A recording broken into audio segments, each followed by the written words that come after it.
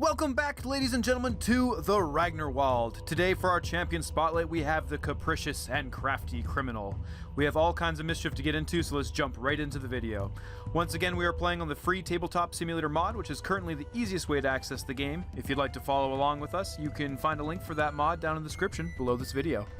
At the start of the game, gain control of the criminal deck.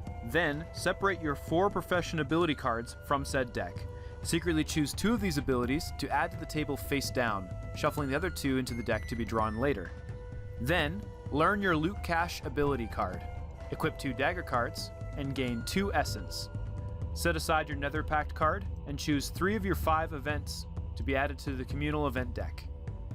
The criminal deck features 4 types of cards: ability cards, profession ability cards, maneuvers, and interrupts. Ability cards are learned from your hand and placed to the table face up. They comprise of passive effects that are permanent and always active, and activated effects that can be used while you have priority in combat, unless specified otherwise. Profession abilities are very similar, but have one major key difference. They are learned to the table face down. You may look at these cards at any time you like, but they remain a mystery to your opponents until they are turned face up. The last 2 types of cards are maneuvers and interrupts effects, which are kept in the hand until played and are returned to the deck after combat resolves. Maneuvers can be played only while you have priority, but an interrupt can be played at any time during combat. Taking a quick look at our champion portrait, we can see that our awaken effect is very simple. We just draw a criminal card. Our awaken triggers are a little bit more complicated.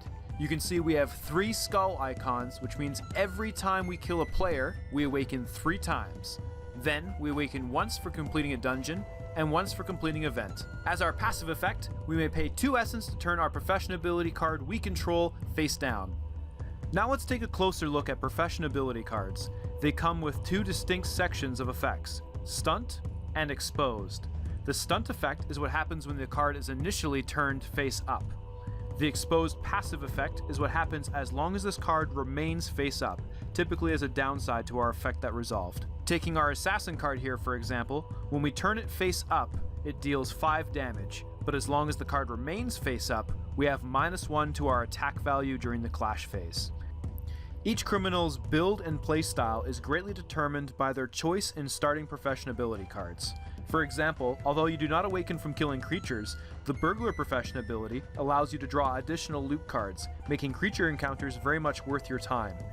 Consider starting with burglar if you are not confident in your ability to maintain your primary awaken trigger, killing other champions.